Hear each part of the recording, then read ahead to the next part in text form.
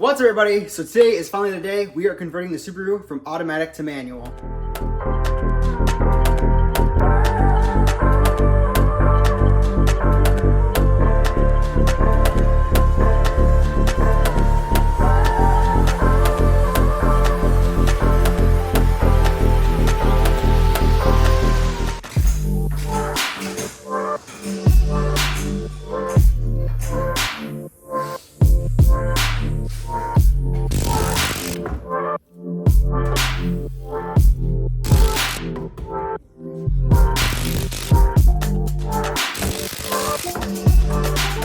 So before we jump into this conversion, I'm gonna go ahead and give you guys a quick overview of the car itself as well as the parts we're using. So the car here is a 1999 Subaru Impreza Outback Sport with a 2.2 liter single overhead cam engine and of course the automatic transmission. You guys would have just saw, we did the timing, we got rid of all the oil leaks, so the engine and stuff should be good. But of course, we need to get rid of this automatic transmission, which you guys can see through the window there. It'll make this thing much more fun, but here are the pieces that I ended up picking up. Now this here is a 2.5 RS transmission from a 2000 Subaru Impreza 2.5 RS. Of course, it has the matching differential to go with it and the drive shaft, pedal assembly, slave cylinder, and master cylinder. So these should be the bigger components we need in order to do this conversion. We'll see if we need CV axles or not. I've read a few things online that say the automatic ones work, but I guess, like I said, we will find out. The only thing that we're going to mainly do on this one here is we'll have to wire in all these components here as far as the neutral safety switch, the reverse lights, and the speedo. Those pieces will have to be wired in. I didn't grab the harness or the ECU because those are out of an RS versus the 2.2 liter, so it wouldn't have matched up anyway. But I think we can make it all work. Now, as far as replacement pieces for this, you guys can see here, I've got a new flywheel, a new clutch assembly, a different starter motor. So this is one specifically for the manual transmissions because the automatic ones are different. We've got a rear main seal in case I see that that one's leaking, brand new flywheel bolts, slave cylinder, and master cylinder. So this should be everything that we need in order to get all this put in place. So with that being said, let's go ahead, jump into this. We'll start by draining all the fluids out of the car as far as the transmission goes and the differential. And then I think we'll start with the back end first. We'll get the diff dropped, we'll get the drive shaft taken out, and then work our way to the front with the transmission. So yeah, let's see how this goes.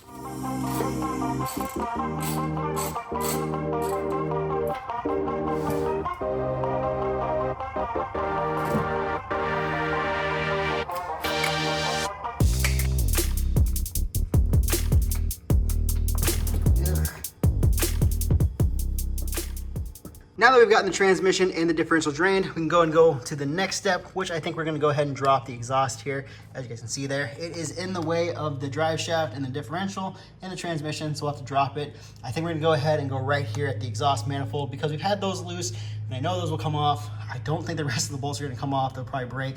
So we'll just drop it here from the exhaust manifold and then take it off the hangers and slide this thing out back.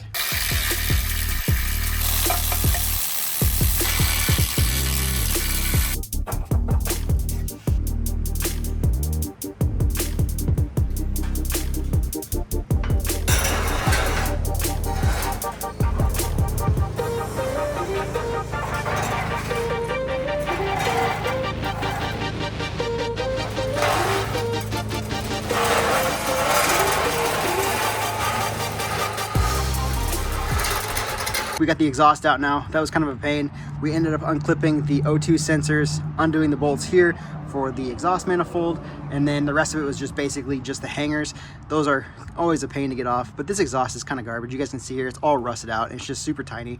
You guys know of any exhaust setups, throw it down in the comments below for the 2.2 liter. I don't know if they make any for like the single port like that. I just want something cheap that looks better than this.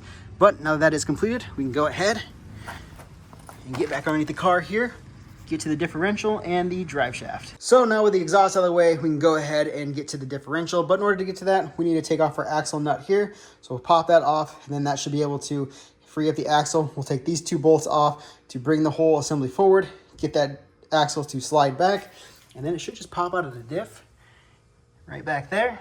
And then once that's out, we can just undo all those bolts that are holding the differential in place.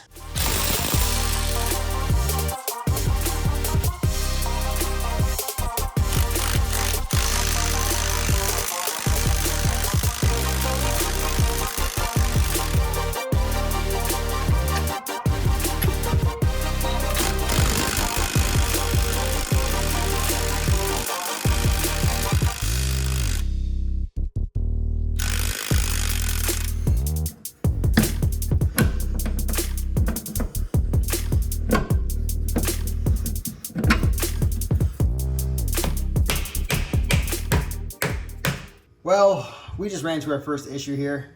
As you guys can see there, that blue line there is my brake line, and it is not attached to anything. It ended up snapping off. It is quite rusty and just not in good shape, clearly, as it is broken off of there. So we're going to continue on with the manual conversion. We'll go ahead, pop out the CV axle and the drive shaft and the differential. You guys can see there, I had gotten it separated.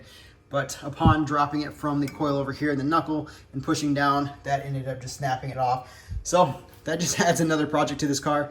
And I think rather than just replacing that line, clearly these brakes need to be replaced because they look quite rough. I think disc brake conversion will be coming soon too. So for now, we'll continue on with the manual swap. But yeah, look forward to a nice little brake upgrade soon. 2,000 years later. Finally got that all disassembled. That was a pain. As you can see there, our hub assembly and brakes and stuff are all disassembled here. Just look how rusty that is. That is terrible. That is exactly why that brake line there broke. So like I said, I think we'll be eventually upgrading to disc brakes here because this is not going to cut it. This is terrible. But for now, everything is out. As you can see there, the axle is out. I did end up having to cut that lateral link or lateral bolt there. You guys can kind of see here the bolts, the nuts and everything are all right there. It is still stuck into this control arm here. So we'll still need to get that pressed out, but yeah, I'm gonna need to get a new bolt. It was just completely seized into this knuckle here. I mean, just look at the rust. And of course, we have a nice little pile of weight reduction over there. So this is turning into quite a bit of a project, more than what I thought it was going to be, but we'll get this all cleaned up and taken care of. For now, we got that axle out, which was the main goal. So now that's out, we can go ahead and go on to the other side, pop that one out, and then I guess we'll make sure that this one here actually fits into the differential off the 2.5 RS. So I guess we'll continue on to the other side.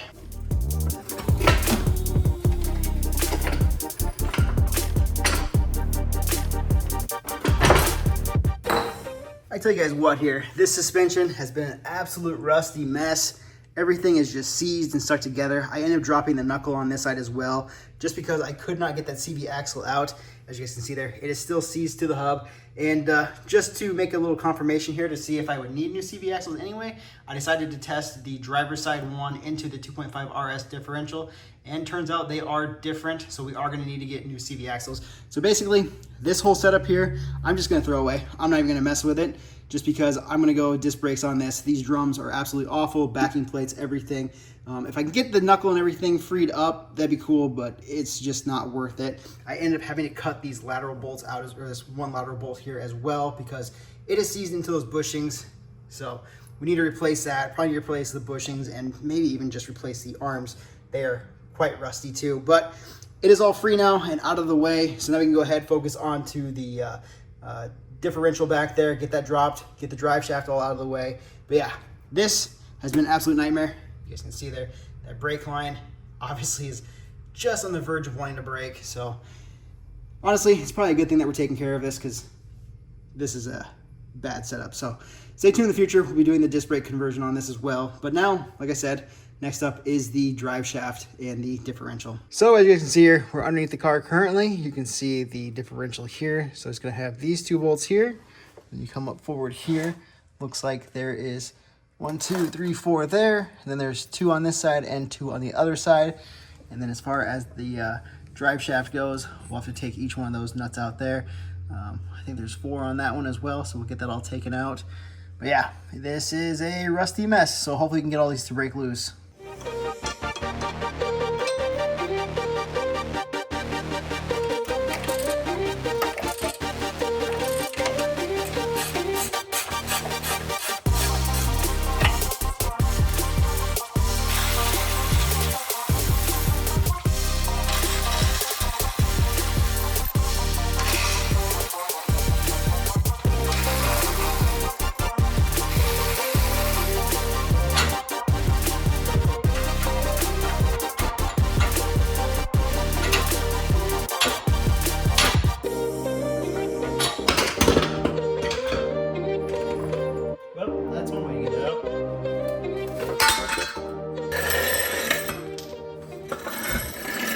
As you guys just saw there, differential is now out, as well as the drive shaft, the bracketry, the heat shielding, all that is out of the way. So our rear end here is completely disassembled. So now we can go ahead, move on to the front and get the transmission out. But the only thing is the subframe and all these control arms and stuff associated with it seem to be in pretty rough shape. Clearly we're gonna need new bushings, we're gonna need new bolts.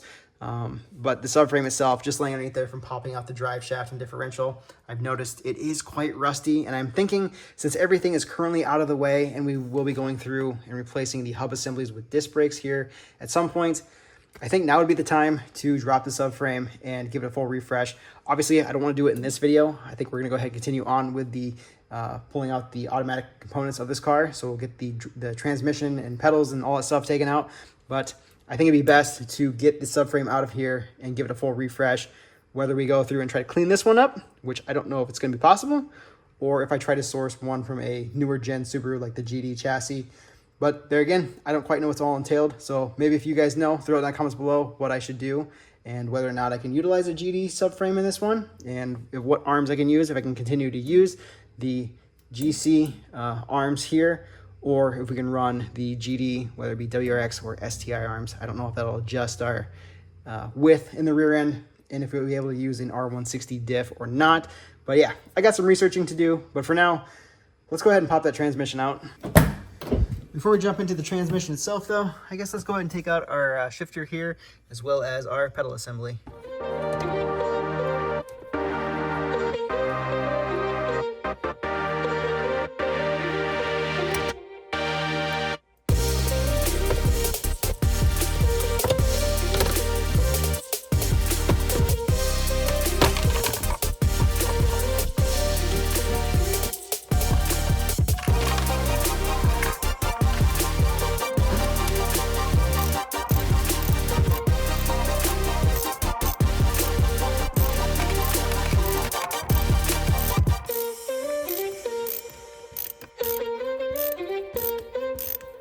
So we got the 6 screws that were holding that down out. All that's left to do as far as the shifter assembly goes here is there's just a couple underneath in the trans tunnel there. So we'll get those assembled and this whole assembly should just be able to pop out. So underneath here with the shifter, as you guys can see there, this is the shifter linkage here.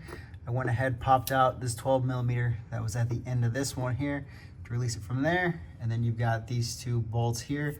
So now that cable is out of the way. And as you guys can see there, our shifter is free. Now that we got the shifter out of the way, we'll have to do something with these plugs here. One of these is for the key lockout, because if I try to start the car, or if I try to put the key in ignition right now, the key will stay in or get locked in. In my case though, I don't think it will, just because the key on its own slides out. So I'll go ahead, put this in here like so. So you guys can see there, once the kick on. But if I go to shut it off, like I said, in my case, my key just falls off. But you can see there, the tumbler is still on the first section there for the accessory. It's supposed to be twisted here to the lock. So technically, if I open my door right now, yeah, the car's gonna ding at me because it's telling me my keys are still in the ignition. So we'll have to take one of the plugs off of that shifter over there, plug it back in here and just loop it into itself. That way we can trick the system to release the key. So let's go ahead and do that real quick. So in the shifter assembly here, we've got these 2 plugs. The white one goes to our shift solenoid as well as for our brake pedal switch there. So this one here is for the brake pedal. That one there is for the ignition, so it thinks it's in park. Now the black one there just goes to the light to illuminate the lettering and stuff on there. But all we need pretty much is just that red and blue wire there. So we're gonna go ahead and cut the wire back here somewhere. Same thing with the black and white ones, just to get it all disconnected. And we'll take this, plug it back in, and tie the red and blue together. That way the car always thinks it's in park.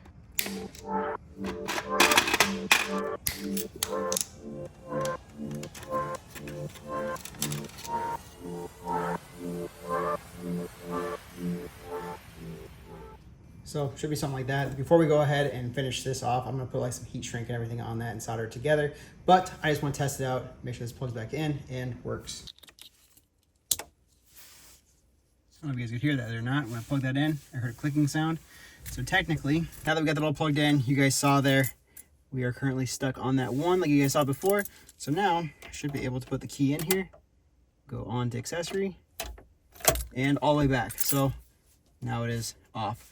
And our plug and everything there seem to have done the trick. So now we can go ahead, finish this off, tie it all together, and make it look better than what it currently is. And just like that, we got the red and blue soldered together. I put a little heat shrink on there as well as this little tape on there to hold them together. I did the same thing on the black and white one as well, just to tie those off and have them out of the way. But now that is complete.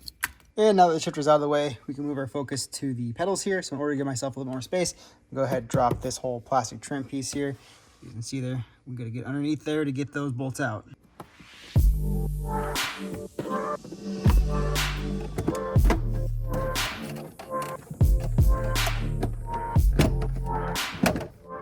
As far as the pedal assembly goes, looks like the accelerator pedal here, you have 2 bolts right there, as well as 1 at the very top. So I'll remove that. And then the brake pedal here, you guys can see there is 2 there, 2 more in the middle, and then 2 at the very top, right by the brake switch there. Then we've also got these 2 to the left that are holding on this transmission control module. So we'll get that out of the way because we will no longer be needing that. But yeah, doesn't look too bad. So let's go ahead and get that all popped out.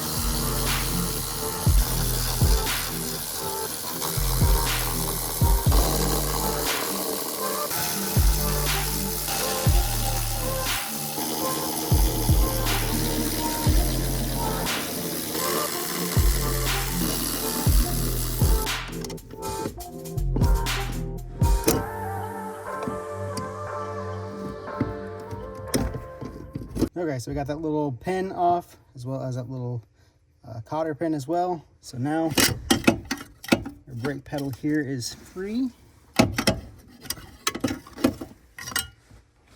Well, never mind. I guess the gas pedal is fine. I'll put those bolts back in. I went ahead and grabbed the one I got out of the manual car just to check and see if they are the same, and it is in fact the same. So I'm gonna leave that one alone. Cool. So we got all that removed. And then you guys can see here, there's a grommet. I can show you guys from the engine bay as well. But there's a grommet right there, and that is actually for our master cylinder for the clutch pedal and everything goes. So we'll still utilize the same positions here for the brake pedal and clutch and all that stuff, but it's a whole bracket that reaches over and goes through there as far as the master cylinder goes. So I guess now that we got the pedal assembly here removed and done, let's go ahead and pop the airbox off so we can get access to the starter. And then we can go ahead and get through the tranny mount and everything else and hopefully drop this transmission. So now for the engine bay components, as you can see here, we'll go and pull this airbox out of the way. There would be a screw or a bolt here, but we are missing one. So we've got this one here, we've got this plug, we've got this hose here, as well as this one over here. Then this can all pop out of the way. Oh, I guess there's a bracket right there. So we'll get that out too. And then as far as the grommet goes, you guys can see right back there is where the grommet is. I've already popped it off once, that's why it's upside down. But that is the grommet for the master cylinder.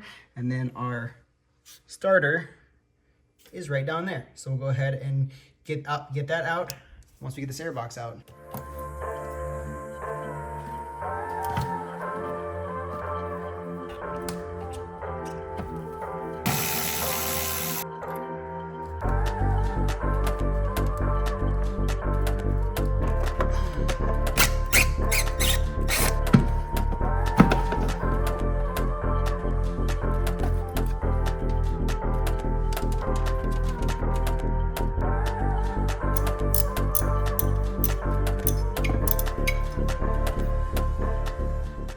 Now that we got the starter taken care of, we can go ahead and unplug our harness here. As you guys can see there's just a couple plugs right there that need to be taken off. So then we get our transmission to drop out of the way. And the other thing too, is I think we're gonna go ahead and delete our cruise control. You guys can see that little round thing there, and it just runs up here to the throttle body. So we'll disassemble all that because we won't be utilizing that anymore.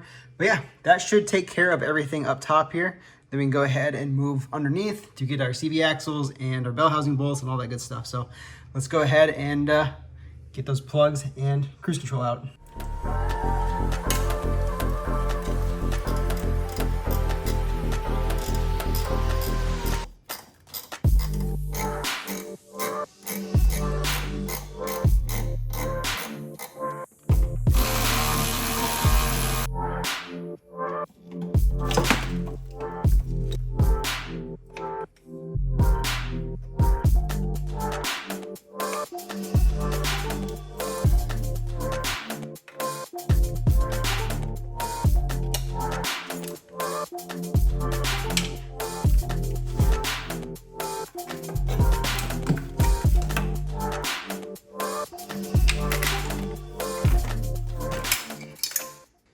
And just like that, the cruise control is now deleted. We got a lot more free room now. We got the cruise control out of there. We got a few of the brackets taken care of, as well as it all disconnected for the plugs. So now everything up here should be taken care of, aside from this dog bone mount there. We'll do that once we go out to actually drop the transmission. There's a couple more, I believe there's a couple more bell housing bolts right down there that we'll have to take care of as well. But now let's go ahead, go underneath the vehicle. We can go ahead and take care of the tranny cooler and then get the CV axles out of the front here. So coming underneath here, this is the very front radiator support mount. We have this line that goes from here over here. So that is for the tranny cooler. We'll take those off. I guess we can go ahead and loop them together. That way they are sealed off. But we'll get those taken off and have our cooler lines removed.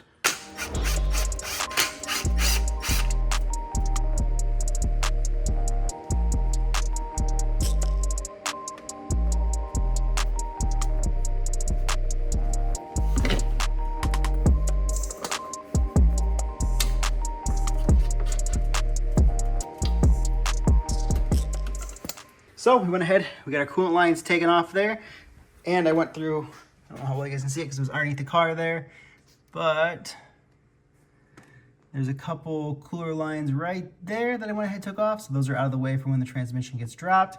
So now that is all taken care of, we can go ahead and do our hub assemblies here. I'm sure these are going to be just as fun as the rear because they look rusty, but not quite as rusty, but still. That looks bad. So let's go ahead and see if we can get these CV axles popped out, and then we should be good to start getting the bell housing bolts.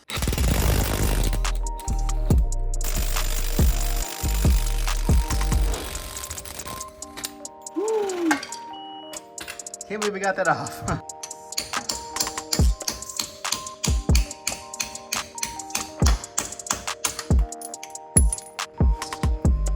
Got it out.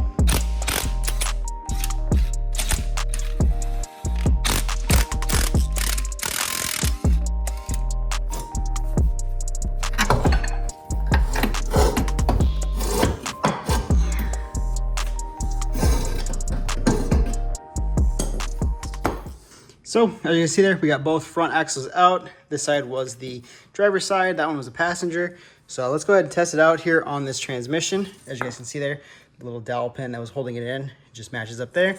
So this should, yep, slips on. So looks like the fronts are good. I'm gonna have to look at the rear ones again just to make sure that we need new ones or not. Obviously that one's still stuck in the hub, but it's just good to test it out and make sure. So that is all out now. Now, I guess, like I said, the next big step is getting underneath here, dropping the transmission. I guess we still got to do the converter and all that stuff. So let's go ahead and climb underneath this car again. Now we can go ahead and drop the transmission. We've got 3 bolts there, 14 millimeters, 3 on this side as well. Go underneath here to the tranny pan, differential, then to the back side of the engine there.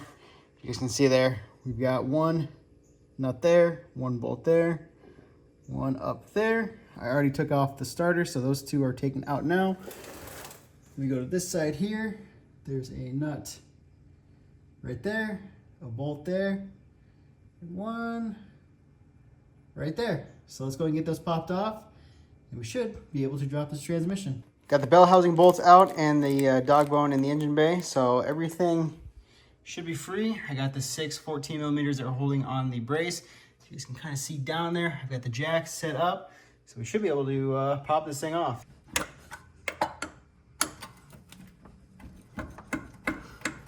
Check it out, we got it separated from the block. So now all we gotta do is lower the jacks. I got 1 in the back there holding up the tail shaft, and I got 1 in the front here on the differential. So I think if we tip the 1 in the back, we should be able to clear the firewall there, and then we can lower the front one and should get it out of the way. You guys can see there, we should be clearing the subframe. You can kind of see the dowel pin and stuff down there. But yeah, it is separated. This is a little bit of a challenge doing it by myself and trying to film at the same time, but we got it separated, so now let's drop it the rest of the way. A few moments later. Definitely a struggle, but as you can see there, the tranny is dropped. Man, that was a pain. I definitely need to have somebody else or get some kind of tranny jack or something to get that thing out. But you guys can see there, it's laying down there. Probably have to jack the car up a little bit higher to get that thing slid out. But man, it is finally free. Got it all out of there. Now we gotta take off the torque converter. But yeah, I gotta get that tranny slid out from underneath here. We gotta get this thing up just a little bit higher because you guys can see just how tall that thing is. It's a pretty big size transmission compared to the manual one here. So we'll get that slid out and then we'll go to the torque converter. As you guys can see there, I finally got the automatic transmission completely slid out from underneath the car.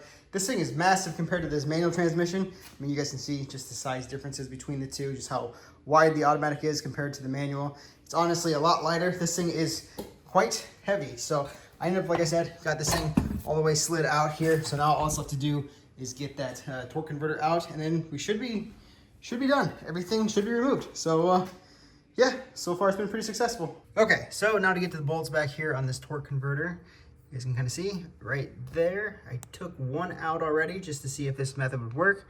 But basically, I got my 22mm socket hooked up here at the front, so I can go ahead and just turn the engine over.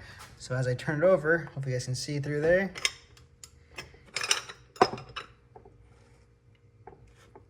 So as you can see there is the next bolt. So I'll take a 12mm wrench or 12mm ratchet and go ahead and get it on there. And then basically you just hold this away. And as far as this goes, you pull the bolt, once you get it set on there, you pull it towards you, and that should be able to break that bolt loose. Okay, so that was enough there to break it loose. Make sure my little contraption here I got going holds together. I added just this bar to my wrench here, and then just a small extension and keep that 12mm from falling off, because I don't want it to fall down in that hole there. So now we should be able to take that bolt out all the way. And there it is. So now we gotta do that like 5 more times, I think. So yeah, go and get those off, and the torque converter should be able to pop out. Well, it's out, and there it is. This is that big old torque converter. It ended up just being 4 bolts, it looks like, there on the back. So each one of those there was a spot where a bolt was held on. But yeah, that is now off. So all that's left now is the flex plate. As you guys can see there, there's like 8 bolts there holding that flex plate on, and then everything is completely removed.